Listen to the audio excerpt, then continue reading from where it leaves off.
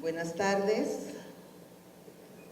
bienvenidos a la mesa redonda número 8, en la que con todas las personas que están aquí, expertos en envejecimiento y en cuestiones culturales, vamos a tocar el tema del papel de la interculturalidad en el envejecimiento de las poblaciones. Vamos a tener, hemos dicho, cada uno de los participantes va a tener máximo 10 minutos para exponer sus ideas generales, y si menos tiempo mejor, porque así hay más tiempo para preguntas y para discusión, que en realidad es lo más enriquecedor. Y también hemos decidido que cada una de las personas que van a participar en esta mesa redonda se presente personalmente, y vamos a ir en el orden en el que están aquí. Por favor, maestro Laureano, le pido que se presente.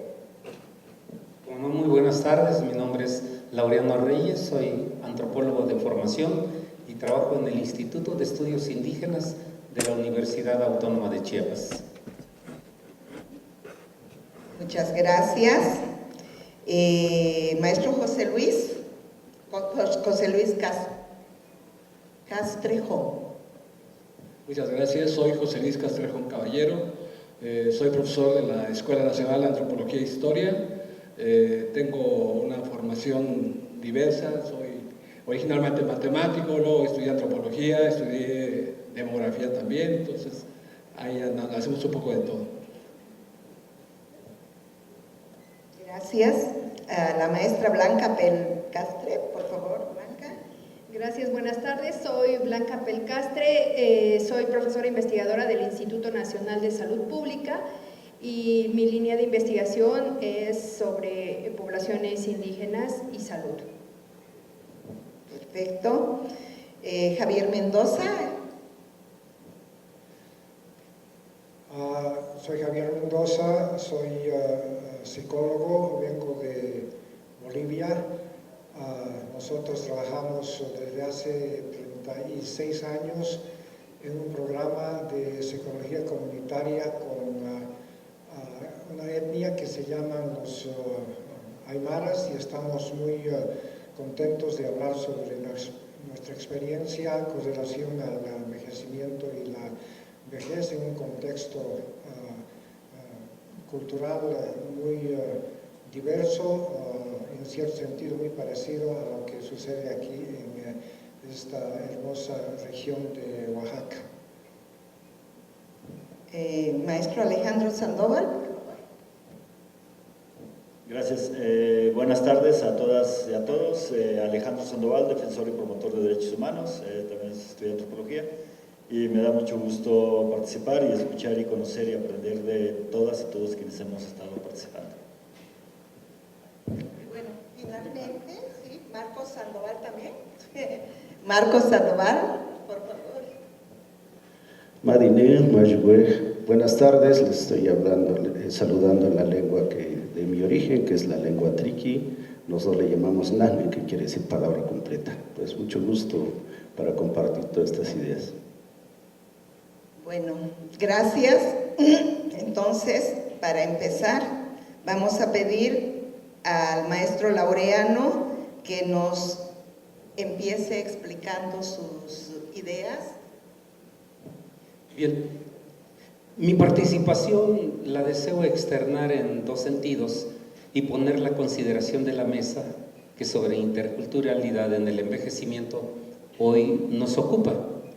El primer punto que deseo externar va en el sentido de desmitificar la vejez en pueblos originarios con una visión idílica que se cree viven las personas adultas mayores en comunidades indígenas de México.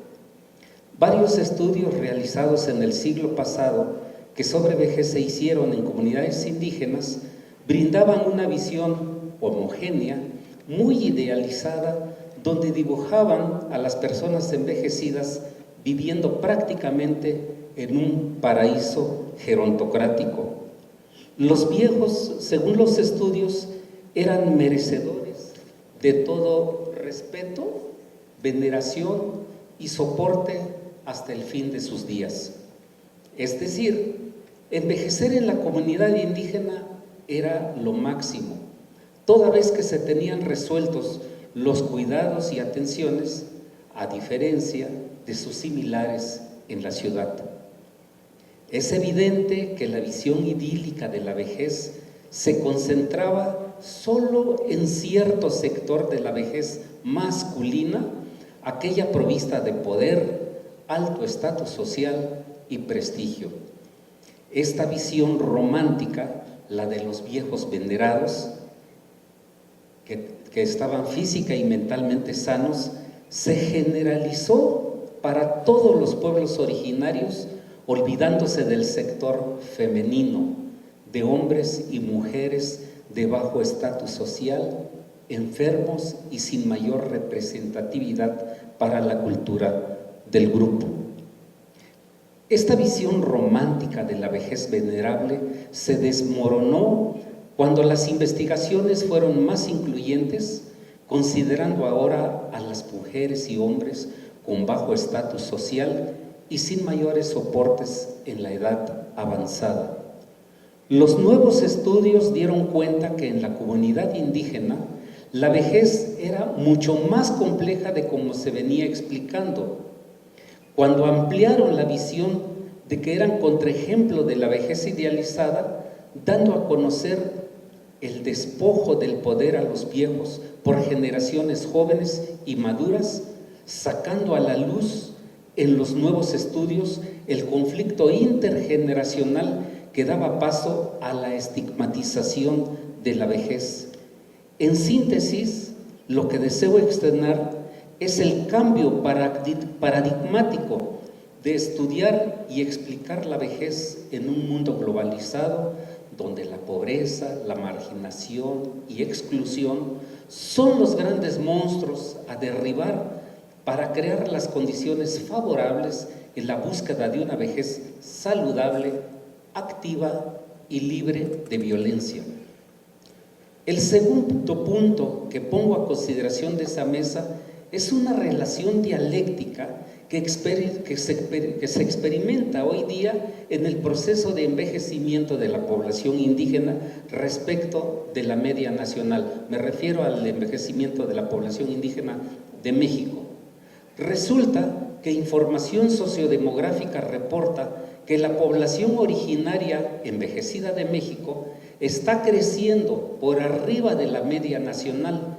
En otras palabras, ¿cómo explicar que la población adulta mayor indígena que vive en situaciones de pobreza, a menudo calificada de extrema y de alta marginación, crece al 12%, en tanto que la media nacional es de apenas el 10%?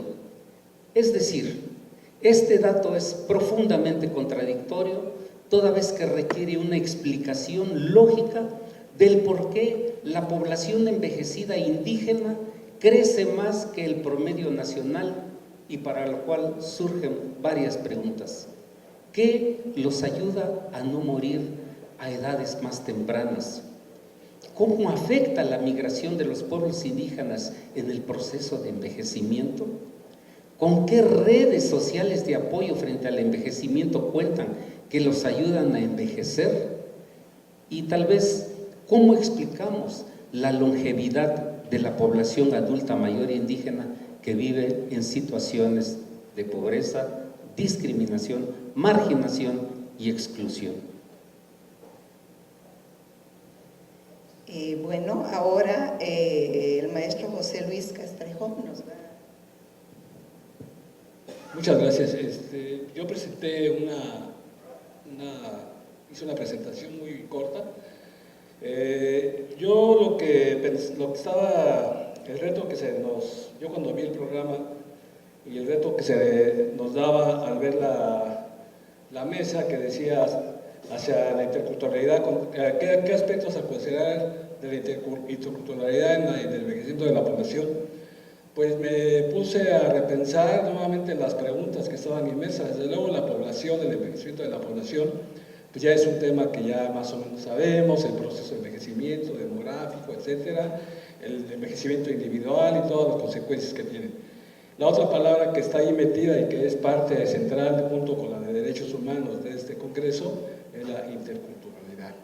Entonces, yo como primer paso dije, bueno, ¿qué entendemos por esa cuestión? Otra vez esos grandes debates que en algunos momentos en las aulas de clase, en la escuela de antropología se han dado y que se siguen dando, entender qué son esos conceptos para poder luego aplicarlos y bajarlos a los estudios de nuestro caso, en el caso de la población envejecida, ¿no? Entonces, una primera pregunta, la primera diapositiva, por favor. La primera diapositiva, una primera pregunta que tenemos que hacernos es ¿qué es la cultura?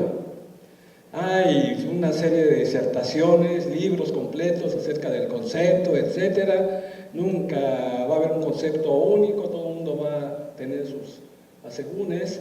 Pero bueno, vamos a pensar que la cultura se refiere a esa totalidad de herencia social acerca del conocimiento de creencias, los usos y costumbres y sus habilidades que adopta un miembro de una sociedad, ¿no? Una definición que puede haber sido tomado por otro autor también, etcétera. Nunca vamos a tener acuerdos, pero pensemos más o menos en ese tipo de ideas. Otra definición, bueno, ya no vamos a poner otra definición, pero ya lo quise mejor meter en más detalles. Vamos a pasar a la siguiente diapositiva. Esto pues trae como consecuencias muchas cuestiones, las creencias, los usos, las costumbres, las habilidades que adopta un miembro individual de una sociedad, o sea, no puede ser vista ajena, ¿no? a todo el contexto social en el que se vive. Entonces, las bases culturales de un individuo pues tiene una vertiente nacional, igual que una individual, que se refleja en los valores y características de cada persona. Las bases culturales de un individuo están formadas por estos aspectos: la familia, la religión, la educación, la profesión. Puse en particular con un color diferente el género, que son temas que hemos ido ya abordando, hemos visto a lo largo también de este congreso y de muchos congresos donde se estudia el envejecimiento. La etnicidad, lo que acaba de mencionar Laureano, habla mucho de estos aspectos. La generación, así es los aspectos, o sea, yo entre paréntesis puse la edad, vecinos, amigos, la región geográfica, todos estos aspectos son las bases culturales que van a ir definiendo qué pasa con los individuos en su entorno, ¿no? Creo que aquí tenemos que abordar, tenemos que ir aterrizando ese tipo de conceptos, porque eso va a ir definiendo cada cultura, cada individuo en cada cultura. Bueno, entonces la cultura explícita, tenemos dos tipos de culturas, digamos, la cultura, la siguiente por favor, la cultura explícita y la cultura implícita. Algunos elementos de la cultura explícita, lo hemos visto aquí en esos momentos en Oaxaca, en la comida, ¿no? Tan variable, tan rica, de diferentes regiones del estado, la arquitectura, también preciosa, la arquitectura del Centro Histórico de Oaxaca, la lengua, las diferentes lenguas. Ahorita nos acaban de manifestar una lengua particular, triqui, también que se habla aquí en la zona de Oaxaca, la vestimenta. Uno sale de aquí y todo está lleno de vestimenta tradicional, alguna ya no es tan tradicional, pero está ahí. La música, como lo que se ha manifestado en este mismo congreso, los libros que hay particularmente, el arte, etc. Y la cultura implícita, que eso es un poco más complejo, que es de ver tan fácilmente, que es acerca de las tradiciones, las costumbres, la ideología, la mentalidad, los roles de género que se tienen, la religión, la educación, el concepto del tiempo, etc. Es decir, esos son varios elementos que uno debe considerar para definir una cultura, otra cultura, etc., ¿no? Para ir definiendo cultura.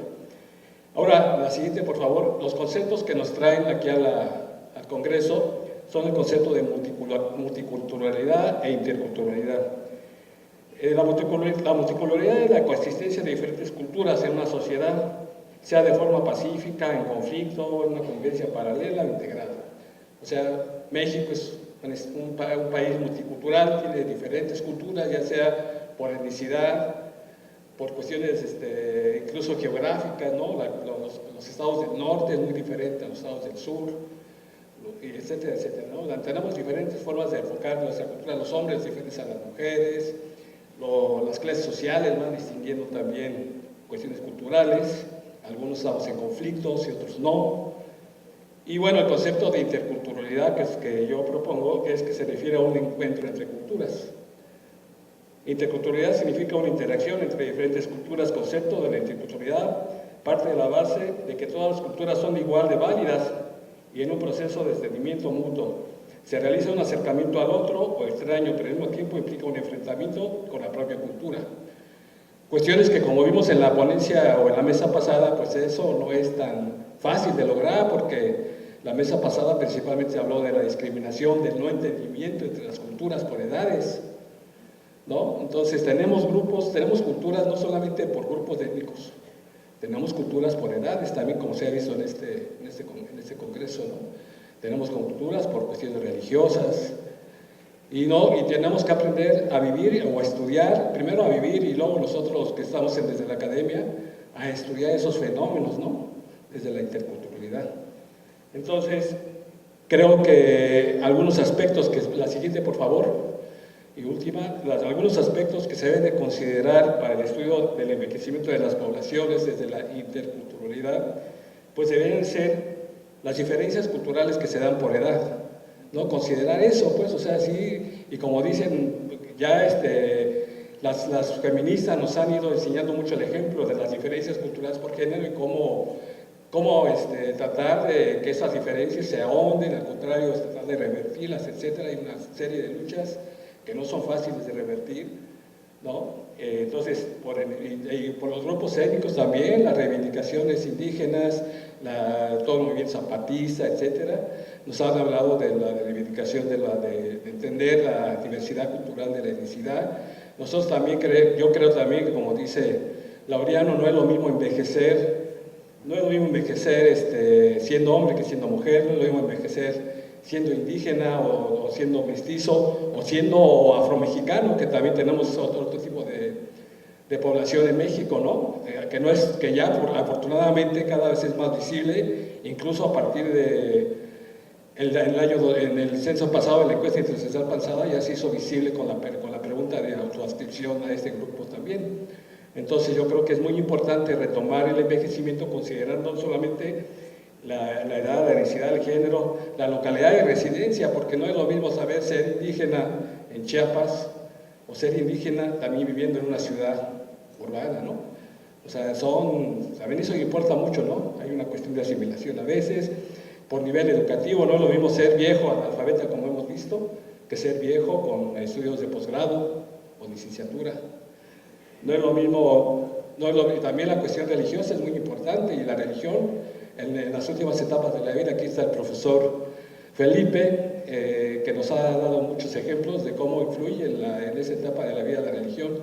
Y hay diferentes grupos religiosos. Últimamente ha habido una discusión importante en el país a partir de últimos acontecimientos, no voy a hablar más. Y bueno, las atenciones médicas incluso también hay que entender la cuestión de la antropología médica. Hoy en la mañana nos hablaban de todo el enfoque de los aymaras, está muy interesante, de la percepción del corazón, los pulmones, etcétera, muy interesante. Entonces ese tipo de aspectos creo que deben ser considerados para el estudio, para plantear la interculturalidad y el envejecimiento. Yo los dejo hasta aquí como temas a reflexionar. Gracias. Blanca. Bueno, buenas tardes nuevamente. Yo traía una presentación, pero prefiero comentar acerca de dos ideas principales que también, a manera como de provocación para el debate, quisiera comentar.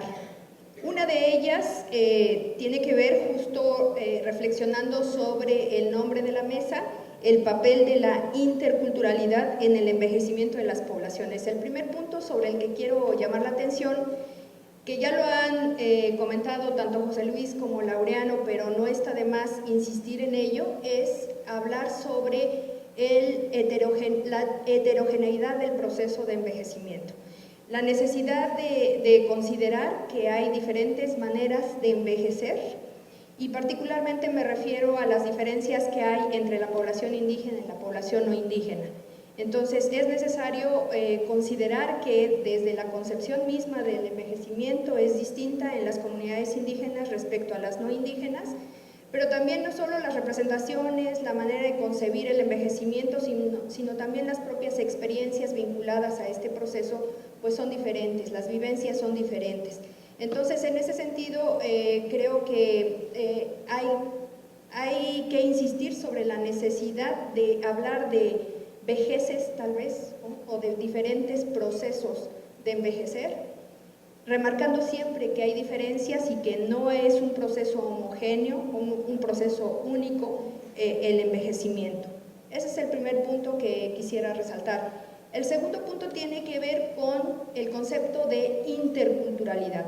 Y bueno, gracias José Luis por traernos estas reflexiones sobre este concepto, pero yo quiero ir un poco más allá acerca de este concepto de interculturalidad. En el campo de la salud, que es el ámbito donde yo me muevo, se habla o se han implementado una serie de acciones que se califican como interculturales, interculturalidad en salud. Y esas acciones son acciones que tratan de eliminar de alguna manera las barreras que la población indígena enfrenta para el acceso a servicios de salud. Sin embargo, esas acciones no transforman las condiciones de vida de las poblaciones indígenas y terminan siendo, desde mi muy particular punto de vista, e insisto que es una postura provocativa, y terminan siendo uniculturales, porque es la forma de pensar desde el sistema de salud, la forma en cómo nos acercamos a las comunidades indígenas, pero no hace justicia a esta noción que José Luis hace un momento nos compartía, del encuentro entre culturas. Pensamos que a lo mejor una silla de parto vertical es lo que más se puede acercar a la forma en que las comunidades indígenas, por ejemplo, pueden atender el parto, pero nada más alejado de eso. O sea, realmente la atención del parto tiene lugar en un contexto, en un espacio, pues muy diferente a las características del contexto en el que viven las poblaciones indígenas, o la mayoría de ellas. Entonces, en ese sentido, creo que esta noción de interculturalidad que se ha trabajado desde el ámbito de la salud, insisto, es una visión reduccionista, pero sobre todo nos limita y nos atrapa, porque no nos permite ir más allá de eso. Yo lo que quiero proponer es pensar qué es lo que provoca realmente o que lo que generan los obstáculos para el acceso a la atención de estas poblaciones. Y lo que generan estos obstáculos no es otra cosa que las estructuras sociales generadoras de desigualdad. En la mesa en donde tuve oportunidad de participar, hablaba yo de procesos sociales como el de discriminación, racismo, clasismo, exclusión, que hoy en día seguimos reproduciendo en las instituciones y las de salud no escapan a ello. Entonces, las instituciones de salud también reproducen esa discriminación y racismo hacia las poblaciones indígenas. Entonces, en este sentido, digamos que son estos procesos sociales los responsables de estas desigualdades y brechas en salud. No es la diferencia cultural y no es, digamos, si un prestador de servicio aprende a hablar un idioma indígena, eso no va a cambiar las condiciones de salud de la población, porque siguen existiendo estos mecanismos de exclusión que efectivamente es lo que afecta más a estas poblaciones. Entonces, creo que tenemos que empezar a transformar este concepto, más bien a repensar el concepto de interculturalidad para que realmente sea un concepto transformador, un concepto que nos permita realmente ir más allá de estas acciones que son bienvenidas, que la diferencia cultural hay que resaltarla, es cierto, se habla un idioma diferente, hay una cosmovisión también diferente y entender también eso es muy importante, pero no quedarnos ahí. ir más allá y tratar de entender estos procesos de exclusión y discriminación a los que me he referido para realmente transformar esas condiciones. Entonces, insisto, desde el ámbito de la salud, pero esto puede ser, digamos, extrapolado a otros ámbitos de trabajo, debemos pensar más en este concepto crítico de lo que es la interculturalidad. Hoy en día creo que los ejemplos que tenemos de interculturalidad pues no le hacen justicia al concepto realmente, no hay un acercamiento, una comunicación horizontal entre la población indígena y la población no indígena, aunque, insisto, bueno, no insisto porque no lo he dicho, pero la interculturalidad tampoco se limita únicamente al contacto con poblaciones indígenas, realmente es el contacto con culturas diferentes, pero aún así no hace justicia a esta relación horizontal y esta comunicación entre iguales. Entonces, desde el ámbito, insisto, de los servicios, los prestadores de salud deberían empezar a asumir que desde su práctica también reproducen esos procesos de discriminación y racismo y que son esos procesos los que debemos ir transformando para entonces poder hablar, en el caso de salud, de igualdad de condiciones, de igualdad de derechos y de equidad en salud. Dejo aquí estas reflexiones.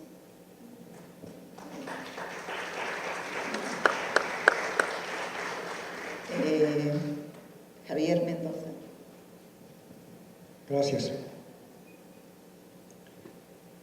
Yo quisiera hacer un par de puntualizaciones con relación a la interculturalidad y el proceso de envejecimiento a partir de dos factores. El primero es nuestra experiencia de más de 30 años con una cultura tan diferente a la nuestra como es la cultura aymara, con la que hemos trabajado durante todo este tiempo en Bolivia.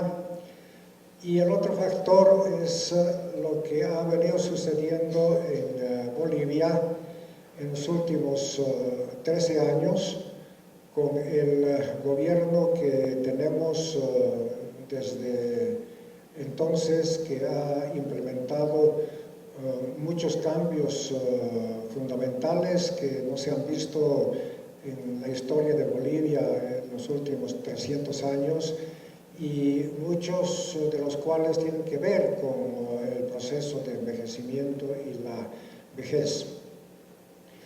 La primera cosa es que ha habido en la cultura occidental en general la idea generalizada de la vejez como una época de deterioro en los seres humanos, de debilidad, de considerar a los viejos como imperfectos, como débiles y como inútiles.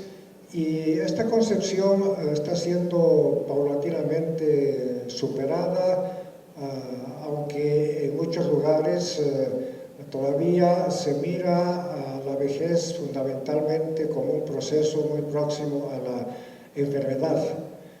Algo así que se supera este estado de deficiencia mediante la coloración de las canas, la corrección de las arrugas, como si fuera un proceso que tiene remedio, aunque todos sabemos perfectamente bien que es inevitable.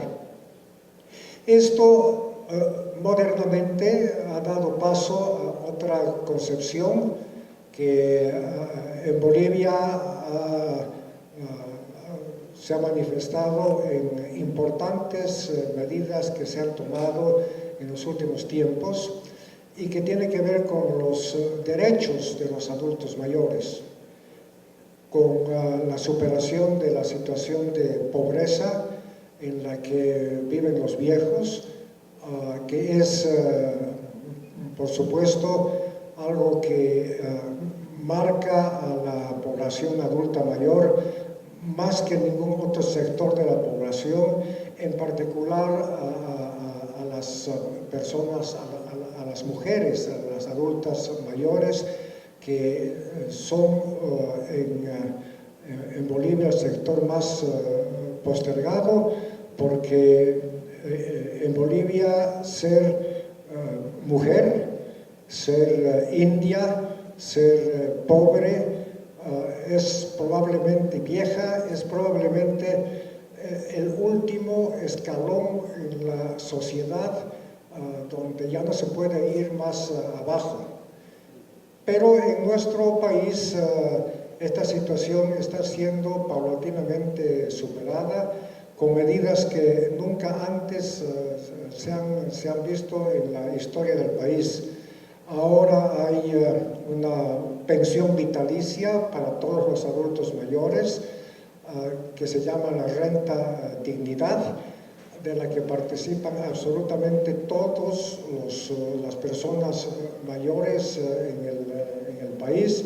Hay un derecho de salud para los adultos mayores que nunca había existido, y esa situación de pobreza está siendo superada poco a poco por las medidas que el gobierno actual está tomando, no solamente con relación a los adultos mayores, por supuesto, sino en general con todos los sectores marginados de la población. Pero a mí me parece que es momento de superar estas dos visiones, porque me parece que esta percepción que yo tengo está basada en nuestra experiencia real de contacto permanente durante décadas con sectores marginados, concretamente con la población aymara, con la nación aymara. En Bolivia nosotros ya no hablamos de grupos étnicos, hablamos de nacionalidades, y por eso es importante hablar de la nación aymara. Y me parece que cualquier persona que haya tenido un contacto tan profundo con cualquier población nativa acaba percibiendo ciertas verdades que normalmente no están claras para la mayor parte de la población que no tiene ese contacto cotidiano. Y me parece, cuando hablo de que hay que superar estos puntos de vista que he mencionado anteriormente, yo creo que esta idea de la superación de la pobreza, de la superación de la marginalidad, de la adquisición de nuevos derechos, que por supuesto está muy bien y tiene que continuar en esa dirección, tiene que dar paso a una visión un tanto diferente de cómo miramos a los viejos todavía en la actualidad. Y a mí me parece que esa visión tiene que ver con una percepción de la visión que tienen los pueblos nativos, la nación aymara en este caso, que encierra una lección muy profunda para nuestra concepción de vejez y de envejecimiento. Está bien que se solucionen los problemas de pobreza, los problemas de salud de los adultos mayores, pero me parece que hay que llevar esto a un entendimiento un poco más profundo, porque me parece que cuestiona muchas de las ideas que tenemos nosotros con relación a la vejez y al envejecimiento, que me parece que es fundamental superar, porque pienso que nosotros en la cultura occidental en general estamos atrapados con una visión de lo que es envejecer, de lo que es la ancianidad, que me parece que no es saludable. Entonces, me parece que cuando se encuentra culturas diferentes a la nuestra, que están entendiendo el envejecimiento y la vejez como un proceso muy diferente a la manera en que nosotros entendemos, si es tomado este proceso en serio no solamente como una curiosidad antropológica, sino como una visión del mundo diferente a la nuestra, que encierra lecciones básicas con relación a la manera en que nosotros miramos el universo, miramos nuestra forma de vivir. Entonces me parece que estamos entrando en una visión nueva, renovada, de lo que es esta visión intercultural de la vejez y el envejecimiento. Me parece que la visión de los aymaras, sin de ninguna manera caer en una romantización de lo que es su concepción de la vejez y el envejecimiento, encierra una manera de entender la vida que muchas veces escapa a nuestro entendimiento, pero que desde el punto de vista de esa cultura que concibe el mundo, el tiempo y la vida como procesos cíclicos, en los que envejecer es parte de la vida, exactamente igual como envejecen las plantas, como envejecen los animales, como envejecen todos los seres vivos, nos hace comprender que es posible entender el envejecimiento de una manera diferente. Esto encierra una diferencia que yo pienso que es crucial entre la resignación y la aceptación. Nuestra visión del envejecimiento y la vejez está basada fundamentalmente en una idea de resignación, es decir, pensamos en el proceso de envejecimiento como algo que hay que aceptar a regañadientes porque no hay más remedio, porque no aceptamos que finalmente sea algo inevitable. Y me parece que esta visión de resignación tiene que dar lugar a una visión de aceptación, que es más la visión que tiene la nación aymara, que es una visión de aceptación de lo inevitable, que es el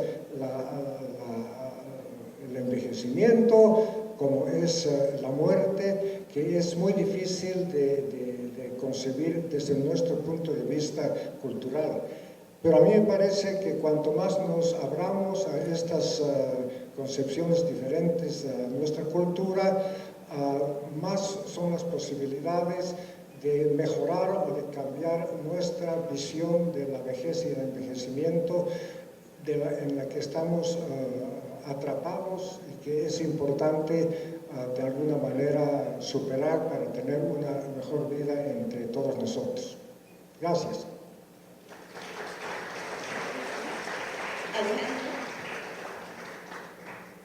Gracias.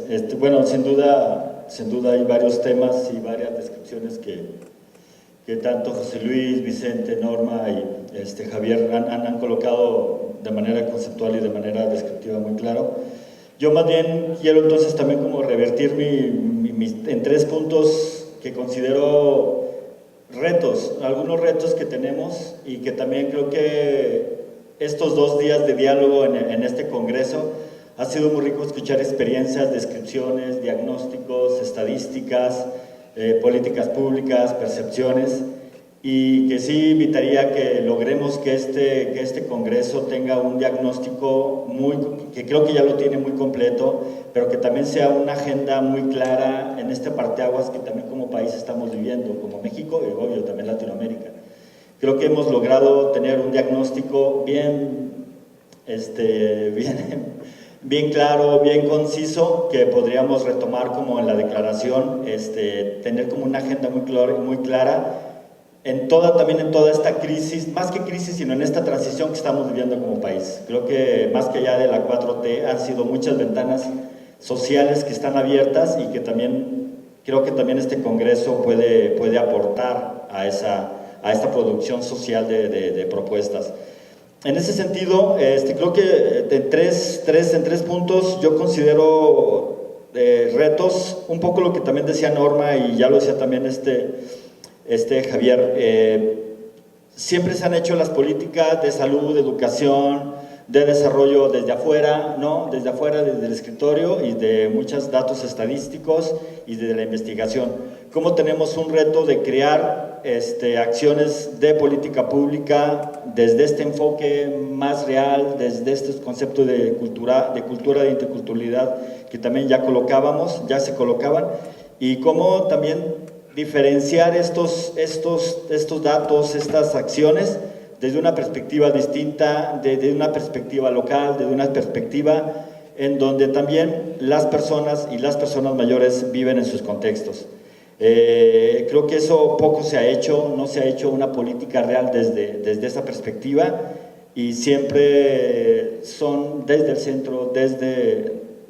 centro la ejecución de del diseño de políticas públicas, de presupuestos, y no desde esta diversidad que está, desde esa colectividad, desde esa pluralidad, desde esta visión que bien colocaba también Javier, de esta visión de amar a la naturaleza, de cuidar a la tierra, ¿no? De acercamiento a esta cosmovisión que tienen las personas en comunidades. En un segundo punto, hoy en la mañana me gustó mucho también los puntos que ponía Fabiana del Popolo, en donde ponía muy clara todas las conflictividades a nivel Latinoamérica que viven las personas mayores. Y concretamente hablaba también, obvio, de las personas mayores indígenas y las personas mayores afrodescendientes. Y es cierto, o sea, si nosotros mapearon, y lo vivimos en México, lo vivimos en Oaxaca, todas estas zonas en donde hay proyectos de extracción, donde hay proyectos de explotación de recursos naturales, hay personas mayores, y son las personas mayores quienes más viven, cuidan y están en las comunidades, porque las personas jóvenes o están migrando o están buscando el sustento o están en otros lados, pero las personas mayores son las que se quedan ahí, hombres y mujeres, y más mujeres las que están ahí, mantienen la cultura y mantienen un equilibrio también comunitario, y no se ve y no se deja ver y no se habla, pero también hay militarización, ¿no? En los contextos de militarización, los contextos de criminalización, y también el contexto ahora en México, varias cosas que tenemos también con el tema ahí chocante del tema de seguridad nacional, que también está en estas zonas y en este mapeo.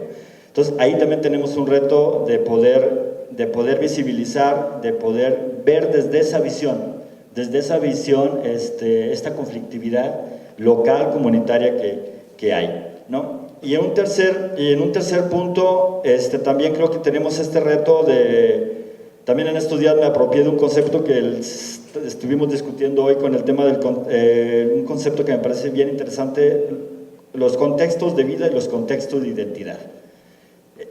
Y ahí también es un tema bien interesante, porque desde ahí cómo aplicar esta visión de derechos humanos, este enfoque de derechos para construir y poder utilizar todas estas herramientas, todo este marco normativo nacional e internacional que tenemos en materia de derechos humanos, y que también tenemos que explotar y que también tenemos que utilizar para beneficio también de las personas que están en las comunidades, de las personas mayores, pero que muchas veces nos quedamos como muy cortos en no saber leer o no saber entender estos contextos de identidad.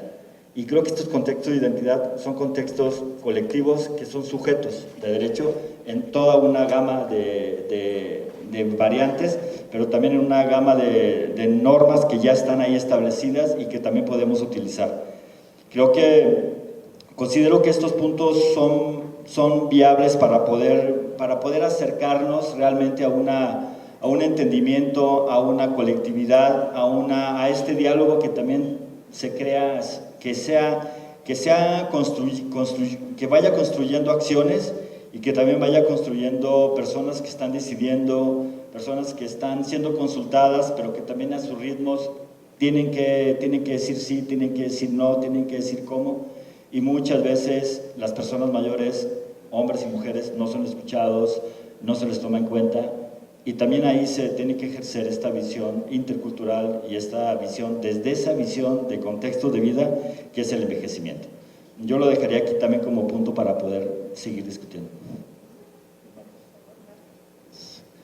Pues gracias. Pues les compartiré algunas cosas que nosotros vivimos en la comunidad, ¿no? Voy a tratar de, uno cuando se pone a leer siempre le gustan algunas ideas que desde las ciencias sociales pues van definiendo, pero a veces cuando uno está en la comunidad algo pasa que termina uno yéndose para allá, y bueno, espero poder hacerlo bien, ¿no? Y algo que nosotros tenemos en la comunidad pues es este asunto de cómo hemos visto de que cambia el papel de los viejos, ¿no? Porque digamos que algo que en nuestra comunidad o en nuestra sociedad, como en cualquier otra sociedad, la importancia de la gente es por la importancia de su conocimiento. Desafortunadamente, cuando empezó a llegar a la escuela, o quizás desde antes, cuando empezaron a llegar primero el catolicismo, luego estas formas que hizo el México independiente y una serie de cosas, pues fueron cambiando como nuestras ideas, ¿no? Siempre había un espacio de poder allá afuera que era el que determinaba qué era lo importante y qué es lo valioso desde fuera de nosotros. Entonces lo nuestro pues va como desvalorizándose, y de paso la relación que se da con los viejos. Esto se dio mucho más fuerte cuando salen los primeros chavos, que sobre todo se vuelven maestros, militantes hacia afuera, ¿no? Fuera de la comunidad, pero cuando regresan necesitan encontrar con quién ajustan cuentas, ¿no? Y entonces de repente asumen de que los viejos son priistas y entonces hay que descalificarlos, hay que descalificarles su autoridad y para poder como cambiar esa relación de poder y tomar la autoridad comunitaria con esta nueva manera que ellos llevan, ¿no? Ese es un asunto que hemos vivido nosotros en mi comunidad, y obviamente eso trajo muchas discusiones en las asambleas, en las familias y en todo, porque los viejos iban perdiendo su papel importante. Y pues eso, digo, es algo que no hemos podido evitar bien, afortunadamente, porque desde fuera se nos ha puesto la escuela como lo más ideal, es la gente que va a la escuela tiene el mejor conocimiento, se vuelve la mejor persona y una cosa así, y de repente cuando se cambió este rollo de la estructura de cargos y se empezaron a nombrar jóvenes para que fueran autoridades, y entonces resulta de que ellos no sabían de las normas de la comunidad, empezaron a generar conflictos internos y la gente poco a poco, han pasado varios años para que eso la gente lo fuera asumiendo, de que la escuela no es tan cierto que lleva la luz, ¿no? Y entonces pues como que eso refuerza un poco la autoridad misma que la gente tiene. Estamos todavía lejos para que se recupere la autoridad de los viejos, pero pues vamos a ver qué pasa, ¿no? Algo que estábamos platicando apenas ahí en la comunidad a raíz de este congreso era de que quienes de repente conservan con más presencia, digamos, su conocimiento y entonces este poder que ellas tienen, que son las mujeres en la comunidad, es porque, por ejemplo, si se organiza una mayordomía para hacer una fiesta, son ellas las que tienen el conocimiento de la comida, y la comida es súper importante para la fiesta. Entonces, ahí sí, las mujeres grandes son las que tienen el mejor sazón y es con quienes hay que recurrir para que prueben la comida, para que digan qué hay que hacer, en fin, para cuidar que las ollas no se rompan, hacerle su ceremonia, en fin, una serie de cosas, ¿no? Eso le sigue dando valor a ese conocimiento de las mujeres, que cualquiera que llegue de fuera no lo ve porque su trato es con los hombres, con las mujeres siempre es en segundo plano y una serie de cosas, ¿no?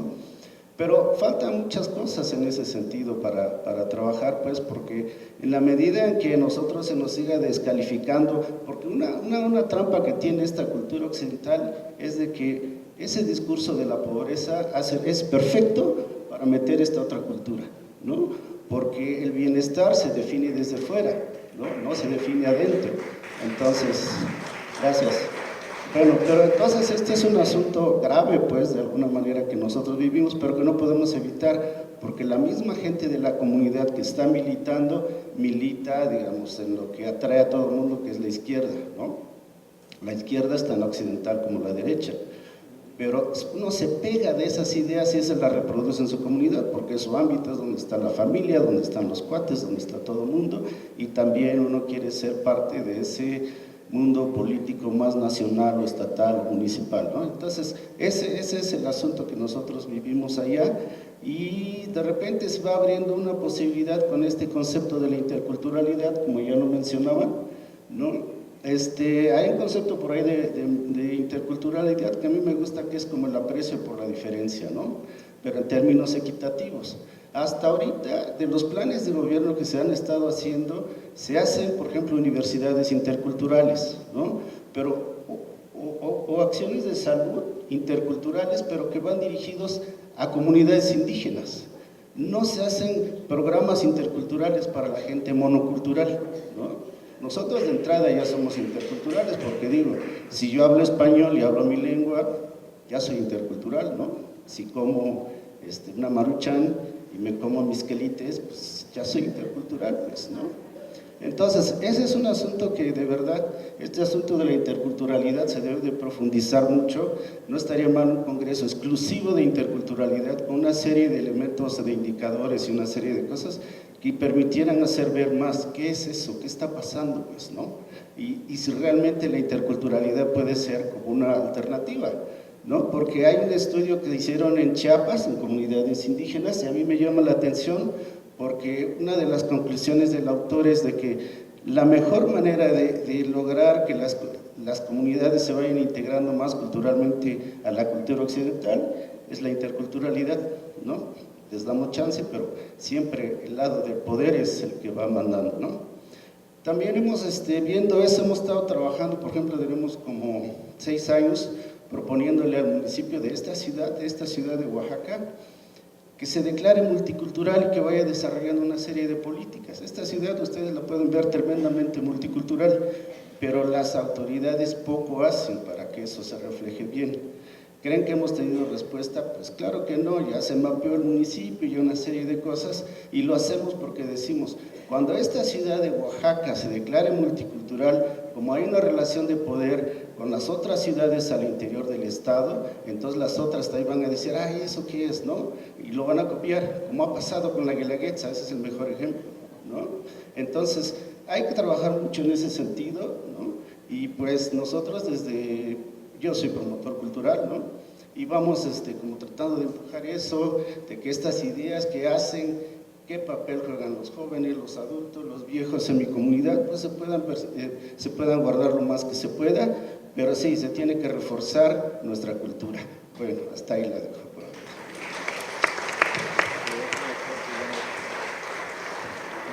Bueno, todos han estado cabalito, entonces tenemos tiempo para algunas preguntas, algunos comentarios también de quienes están en este panel, ¿no? A ver, ¿quién nos va a ayudar en eso? De aquí, con esa luz, no se ve mucho. Soy Felipe Vázquez. Buenas tardes.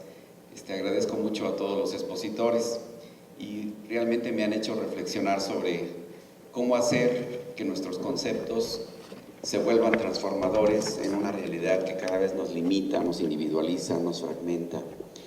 Y ustedes nos han presentado el concepto de interculturalidad como un problema de entendimiento, como un problema metodológico, como un problema de percepción, como un problema político, como un problema de interacción social, como un problema de identidad, de derechos, de pobreza, de igualdad.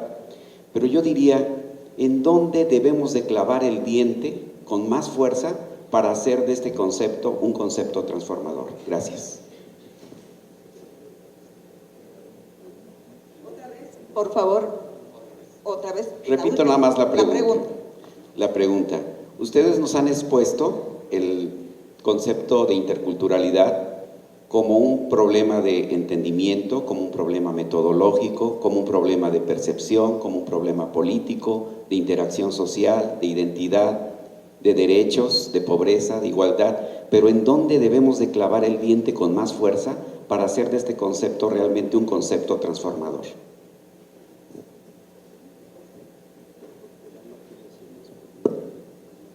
¿Cómo vamos a hacer? ¿Vamos a recibir varias preguntas para responder o uno por una? ¿Qué dice? Por grupito de preguntas, 3 en 3, de 3 en 3. Ya tomen nota. ¿No hay más preguntas? Bueno, entonces vamos con eso, que da para largo. Pues esta pregunta, yo creo que finalmente las palabras como interculturalidad no son más que conceptos, ¿no? Pero sí hace falta como que darle sustancia, porque como que uno se queda en una idea que anda flotando nada más así sin mayor trascendencia y que solo sirve para justificar seguir haciendo lo mismo. Me refiero a las instituciones, incluida en esta en la que yo trabajo, obviamente, ¿no? Pero, ¿qué es lo que se podría hacer? Yo creo que esto del reconocimiento de derechos, que se ha ninguneado mucho, ahí puede tener mucho la sustancia. Imaginemos algo, vayámonos un poco atrás en la historia y ubiquémonos antes de la conquista, ¿no? Entonces, siempre se dice, los aztecas eran un pueblo imperialista, ¿no? Y yo tomo mi cultura como ejemplo. Nosotros somos un pueblo chiquito rodeado de mixtecos.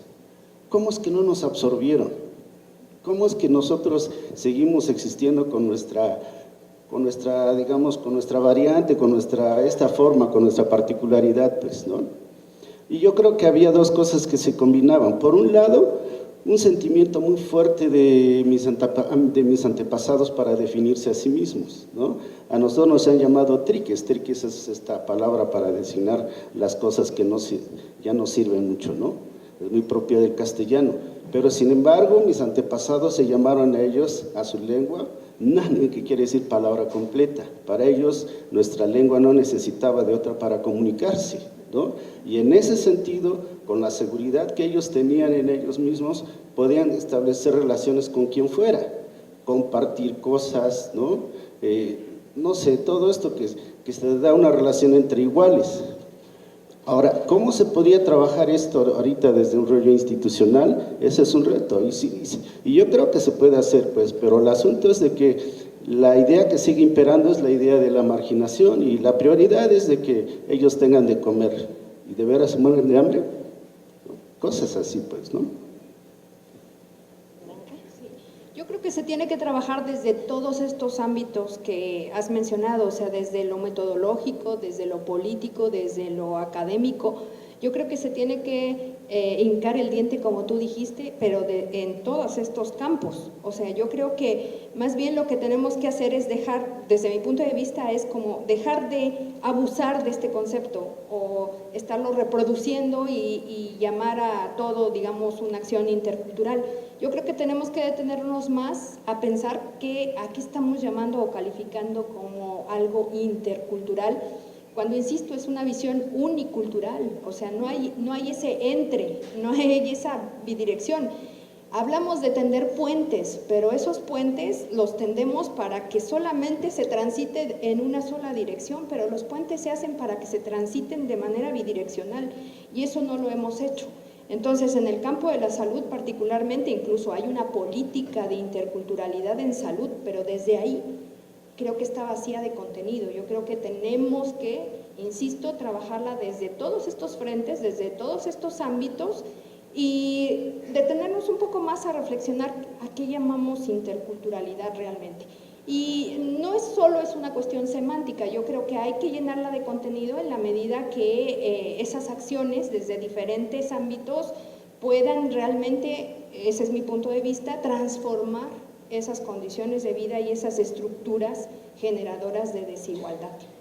Porque la cultura es rica, diversa, está presente, pero ese no es el problema. El problema es precisamente todos esos procesos de discriminación que están detrás y que no los evidenciamos o no los hacemos evidentes en muchos casos. Yo voy a decir algo, y que no los hacemos evidentes y que ingenuamente hasta los creemos, ¿no? Se me ha venido a la cabeza cuando tú hablabas. Hace 2 semanas en Bolivia se ha llevado adelante el primer encuentro de personas adultas mayores aymaras, en idioma aymara, obviamente, pero es la primera vez que los viejos y las viejas aymaras deciden, ya basta de que nos lleven a sus congresos donde nos hacen escuchar todo en castellano, ya basta de que nos tengamos que dormir en sus congresos porque no entendemos ni la mitad de lo que ustedes están hablando, Ya basta de que piensen por nosotros qué cosa necesitamos los viejos y no los trabajen y no los hagan. Ya basta de eso. Vamos a empezar a decidirlo entre nosotros, en nuestra lengua, en nuestra cultura, y bueno, vamos a empezar a proponerlo a las políticas nacionales, que las atenderán o no las atenderán, pero es un principio de empoderamiento. Tienen que ser los pueblos, y en este caso los viejos, porque en los viejos y las viejas de los pueblos es donde está el corazón de estas culturas, que por supuesto no llegan a esa relación intercultural porque no hay equidad, ¿no? En Bolivia tenemos un programa también de salud que intenta ser un poco más equitativo. Los médicos jóvenes van, se llama SAPSI, van a una comunidad, aprenden el idioma y junto con los médicos aymaras empiezan a trabajar, aprenden de la cultura, pero todavía no es eso, porque nadie ha cuestionado el concepto de enfermedad. ¿Qué es la enfermedad? La enfermedad es una invención occidental. ¿Qué tenían los pueblos antiguos? ¿Qué tendrían?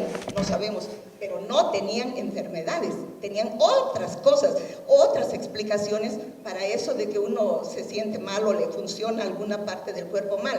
Y si seguimos yendo a curar la enfermedad en nuestros términos, aunque sea en su idioma, no estamos haciendo interculturalidad. Cuando bajemos de nuestra arrogancia, nos hagamos a un ladito y dejemos que sean ellos los que empiecen a hacer sus programas, su idea de enfermedad, sus proyectos y sus políticas, empezaremos a estar iniciando el camino de la interculturalidad. ¿Otra pregunta? Escucha, se quedaron mudos. Bueno, pero estamos justo porque tenemos que tener 10 minutos para que las bailarinas o las bailarinas y los bailarines se preparen y tengamos el final de este día. Muchas gracias a todos y todas.